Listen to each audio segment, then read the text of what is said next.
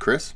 I'm reacting to another MrBallen Historical Legends Part 4. I'm just kind of rolling with it because it's, I like it. If it looks like it's weird on camera, it's because I flipped it, so it's normal. I held up a book one time, and it was all backwards, and I didn't go into my settings until today just because I was lazy. So we're going to go ahead and roll with this one. Again, if you like it, give it a thumbs up. You want to subscribe. If you're not subscribed, then it's a one-off. You get one view, and then you can never come back unless you pay me, or just subscribe. That's a YouTube policy. I don't know what you want from me. So, anyways, we're just gonna. Apologies. We're just gonna go ahead and roll with this, the last three have just been oddly crazy. So let's just see what this one is. Biggest fail in military history, and there's been a lot of fails in military history. So let's go. No matter how absurd this story gets, just remember, it's true. But before we get into that story, if you're a fan of the strange, dark, and mysterious delivered in story format, then you come to the right channel, because that's all we do, and we upload 3 or 4 yes, I times am drinking every coffee. week. So if that's of interest to you, please beg the like button to have them give you their secret chocolate chip cookie recipe, and then when they finally cave, and they do give it to you, immediately post it on Facebook with the caption, "Here's my chocolate chip cookie recipe." Also, please subscribe to our channel and turn on all notifications so you don't miss any of our weekly uploads. All right, let's get into today's story.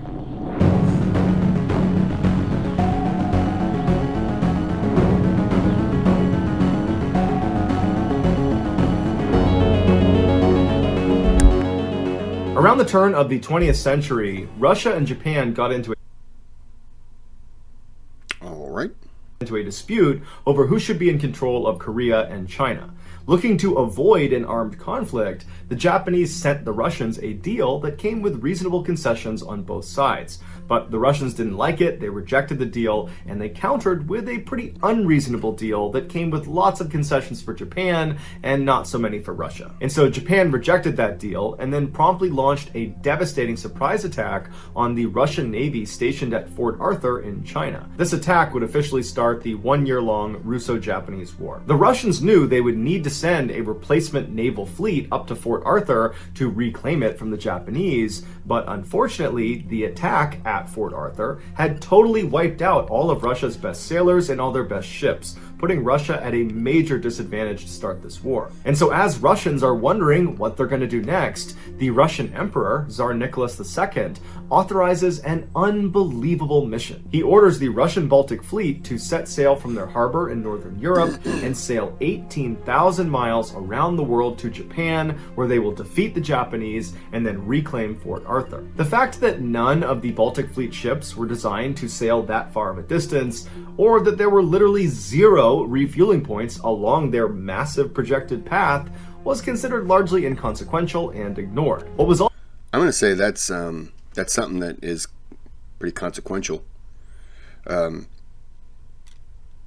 not smart. I'm going on. Also considered inconsequential was how absurdly unqualified the Baltic crew was. The sailors were mostly illiterate peasants that did not grow up on the coasts, and so they showed up for military training with no seafaring skills.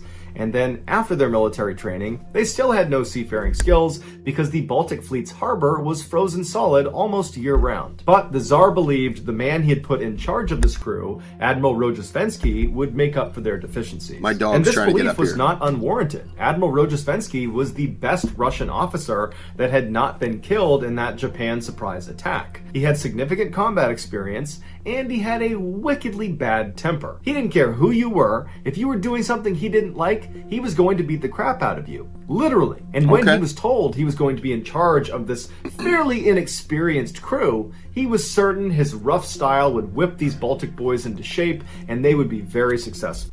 Why do you have a feeling that that man's going to be thrown overboard? But when he laid eyes on the Baltic Fleet, he realized this was going to be a little bit more challenging than he realized. In addition to being less than satisfied with his fighting crew, he was equally dissatisfied with the 2 senior officers that were assigned to be his direct support. And he immediately gave them nicknames, and he would only refer to them by their nicknames, right to their face. The first one was the manure sack, and the other was a vast empty space. As for the Baltic Fleet, I mean, that kind of, if you get one of those nicknames, that kind of tells you what you thought of. That's a good one. 45 ships, they were terrible. Because this unit never went out on the ocean because their harbor was always frozen, Russia didn't waste their good ships on them. So all they had were really old, obsolete warships and then non-military ships like ferries and yachts that they just slapped random guns onto. They also had ships that the Baltic Fleet crew enthusiastically called futuristic, which were these ships that came out of Russia briefly copying French engineering, which involved these crazy top-heavy ships that sat so low in the water that their lowest rung of weapons, their cannons that poked out the windows at the bottom of the ship, they didn't work because they sat under the water permanently. But regardless of their shortfalls, the Baltic Fleet was what Rozhestvensky had been dealt, and so he had to just get them moving if they were going to win the war. And so on October 16th, 1904, Admiral Rozhestvensky ordered all of his men to take their positions in all of their ships, and they set sail. Pop my knuckles. And immediately, 30 seconds into their trip, the lead ship ran aground, and another ship lost its anchor, even though it should not have been casting its anchor to begin with. And so while one ship is trying to refloat, and the other is trying to find its anchor in the ocean, a third ship comes along and broadsides a fourth ship. And it does so much damage to this fourth ship, that ship had to go back home. But once they overcame these initial obstacles, the Baltic Fleet, that now numbered 44 ships, made it out of the harbor without any more issues, and then set sail for the narrow waters between Denmark and Sweden. Isn't that a bad sign to start off with? I've never been in the Navy or military, but I would think that's kind of a really bad omen, especially when you have ships that you're using with cannons and stuff like that, and you can't use them. Wouldn't it just kind of weighs you down? I mean, it's a makeshift unit. Okay. As they drew closer, Manure Sack informed Rozhestvensky that there might be an issue, that he had heard rumblings amongst the crew that they believed Japanese torpedo boats were stationed off the coast of Denmark waiting for them to get there. Rozhestvensky told Manure Sack that that was impossible. The Japanese torpedo boats did not have the capabilities to sail 18,000 miles to Denmark, and even if they did have the ability to do that, they could not have gotten there in such a short period of time. But Manure Sack told Rozhestvensky that unfortunately, even though logically that makes sense, this rumor had spread all across the crew. And so Rozhestvensky began sending out messages to all the other ships, telling them there are no Japanese torpedo boats waiting for us off the coast of Denmark. Everybody just needs to calm down. They're already And these spooked. messages did appear to work at first, because eventually another rumor began to circulate, one that Rozhestvensky was not really aware of as it was happening, and that was that the crew began to believe there was a huge minefield underneath them. Everywhere they went, there was a minefield. And everybody got so worked up about it that it made its way back to a lot of the captains actually piloting the different ships. And at some point, the pilots just began doing these evasive maneuvers, and Rozhestvensky's looking around wondering what they're doing, and they began crashing into each other, trying to avoid this minefield. When Rozhestvensky finally figured out what was going on, he sent out even more messages telling them that there's no minefield under us. It's totally safe. Everybody just needs to calm down. And so it took Rozhestvensky going out on deck and firing shots into the air to finally get people to stop believing they were on top of a minefield. But just a couple of hours later, after Rozhestvensky had gone back up to the bridge and was just looking out, surveying his fleet as they carried on towards Denmark and Sweden, when all of a sudden, towards the very front of his fleet, he heard this unbelievable barrage of cannon fire. One of his own ships was engaging something out in front of the fleet. But Rogospensky was too far away to see what it was, and then a message came through from the attacking ship, whose name was Kamchatka, and they said they were surrounded on all sides by at least 8 Japanese torpedo boats. And so Rogospensky runs out onto the deck, looking out towards the horizon, expecting to see these 8 Japanese ships, but he doesn't. And then all of a sudden, the shooting just completely stops and it's silent. And then Rogospensky notices on his right side, a small little fishing boat is making its way right up alongside his. It would turn out Kamchatka, the attacking ship, had confused this little unarmed Russian fishing ship with 8 Japanese torpedo boats and had opened fire. But luckily, even though they fired hundreds and hundreds of rounds at this little boat, none of them hit the boat. And so the fishermen were fine. And the fishermen had actually been sent to the boat, specifically by Tsar Nicholas II, to tell Rogospensky that he had been promoted. And so Rogospensky apologizes to the fishermen for having shot at them hundreds and hundreds of times. And they said it was okay. And the fishermen carried on. After Rogospensky chewed out the crew of the Kamchatka, the rest of the Baltic Fleet gathered up, and they continued towards the narrow waters between Denmark and Sweden. When they got close, a Danish resupply ship came out to meet them to give them fuel and food and water, and the Baltic Fleet mistook them for a Japanese torpedo boat, causing them to ram them repeatedly. And then they realized their mistake, but at that point they had done severe damage to the resupply ship, who had to immediately turn around and go back to shore. After that, the Baltic Fleet did manage to get past Denmark and Sweden, and they made it out to the North Sea. But as soon as they got out there was trouble. One of the captains of the ships that was towards the front of the Baltic Fleet's formation spotted 4 Japanese torpedo boats coming right at them. And so this ship, along with 6 others, immediately just began engaging these 4 ships with everything they had. Cannons, big guns, small guns, everything. It was absolute chaos from the front of this formation. What was it, a whale? And the amount of gunfire that was going off towards the front caused the rest of the ships that were not part of the attack to begin to panic.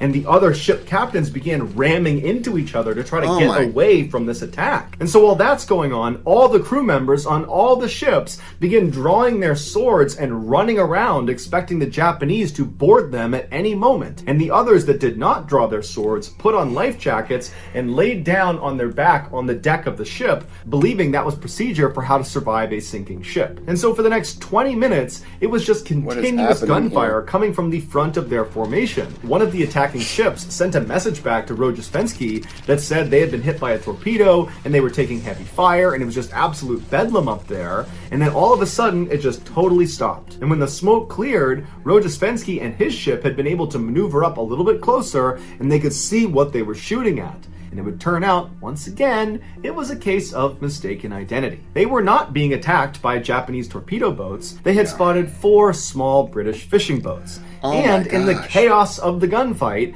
the Baltic Fleet had inadvertently begun to fire at each other, killing several crew members and badly damaging their ships in the process. Just end the mission. For the British fishermen, only one of their boats actually sunk, despite the fact that the Baltic Fleet had fired thousands and thousands of rounds at them, and they had been stationary the entire time. The Russian Tsar immediately apologized to Britain, but the British media went crazy, and the British people called for war, believing that this type of attack could not possibly be an accident. But Russian diplomats leveled with the British and said, no, this really was an accident. We got a ship full of idiots. And eventually they convinced them, avoiding starting yet another war. Rogospensky and his Baltic Fleet were allowed to continue in their journey, and after a couple of weeks, they were getting close to Africa when one of his ships, the Kamchatka, the same ship that believed they were surrounded by 8 Japanese torpedo boats, they got separated from the main fleet and got lost. And so Rogospensky and the other officers did what they could to try to locate them, but nobody had seen where they went,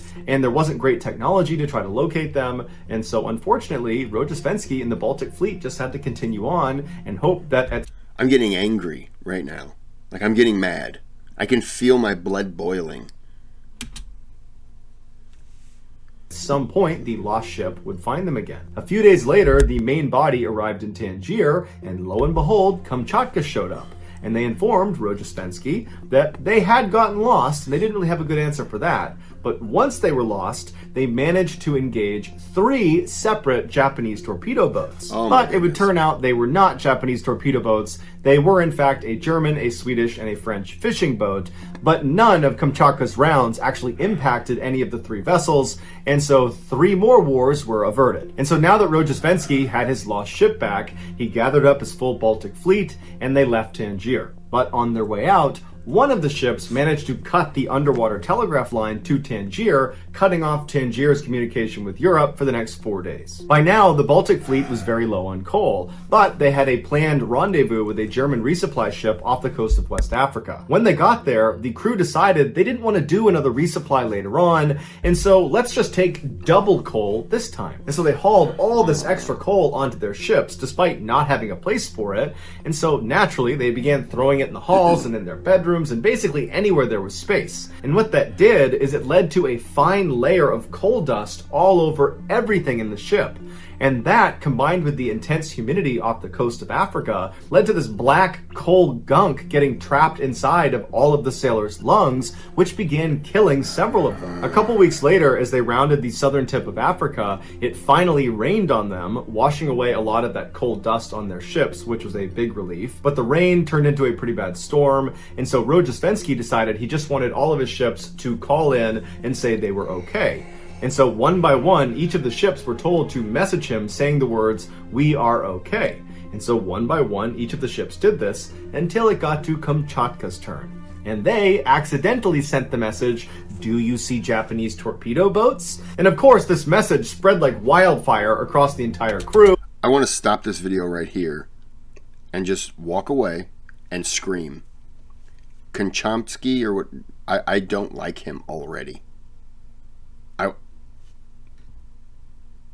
He would be walking the plank. I would make a plank and have him walk it. I'm so angry right now. Which led to mass hysteria, and Rojesvenski's trying to send out messages to say, no, there's no Japanese torpedo boats, but it's too late. The other captains are panicking, and they're ramming into each other and firing blindly into the wind. From that point forward, every night, Rojesvenski would go up onto the bow of his ship and he would scream obscenities at Kamchatka. When the Baltic Fleet finally made it to Madagascar, the morale amongst the crew was very low. Yeah. So when they docked in Madagascar, the crew decided it would be a good idea to boost their morale by buying some pets to bring back on board the ship with them. And the pets they decided to bring back were crocodiles and poisonous snakes. When their handlers smuggled them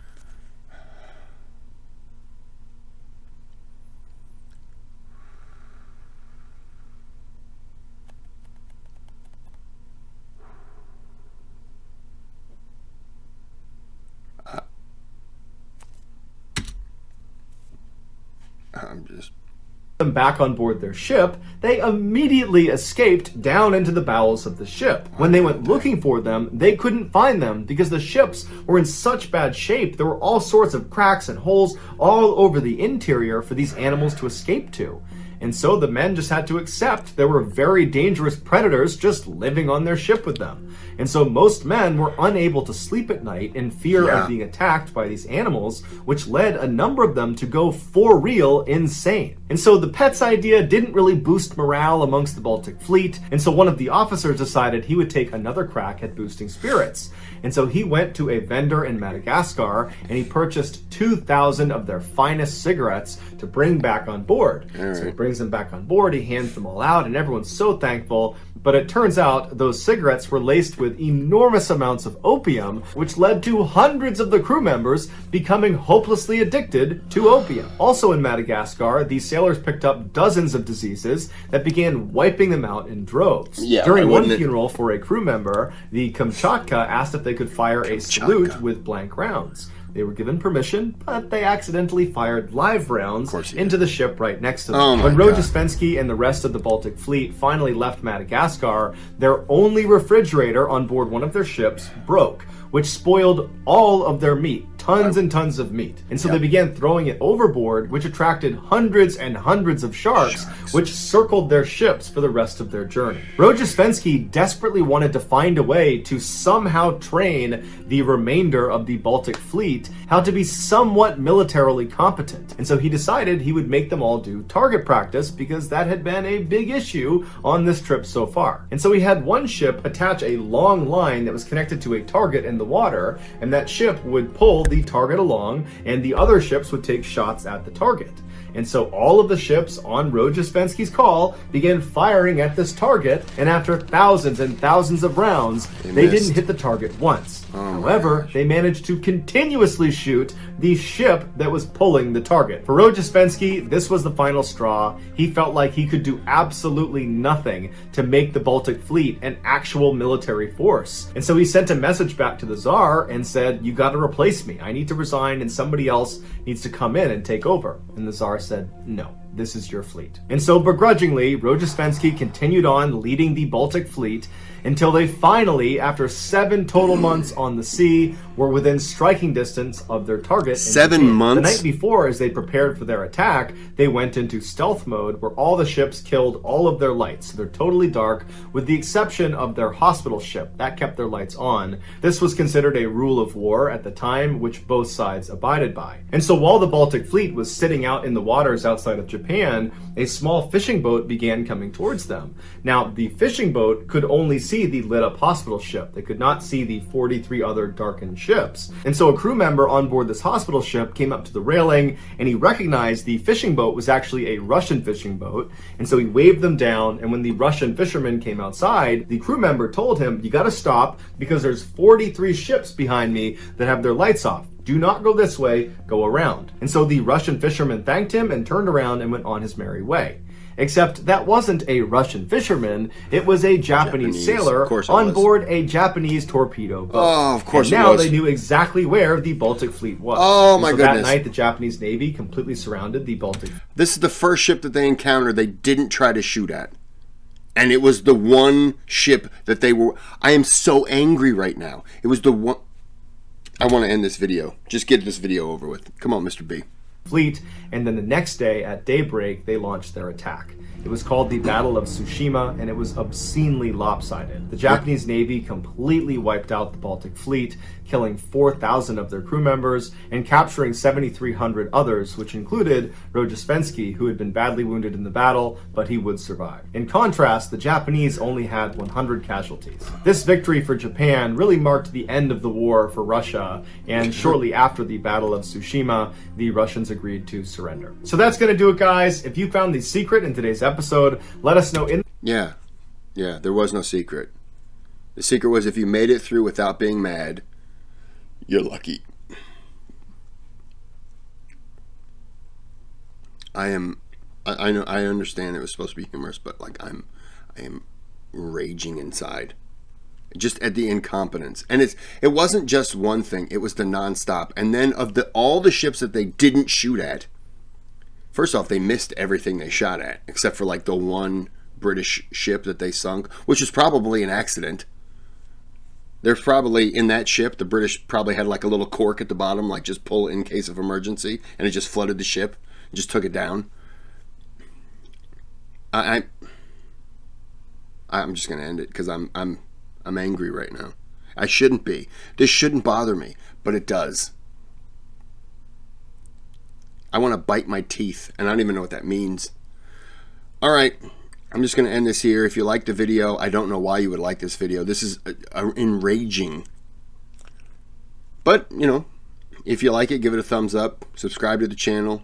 Hopefully, I'll never bring you anything like this video again, because I'm mad. Thanks for watching, and yeah.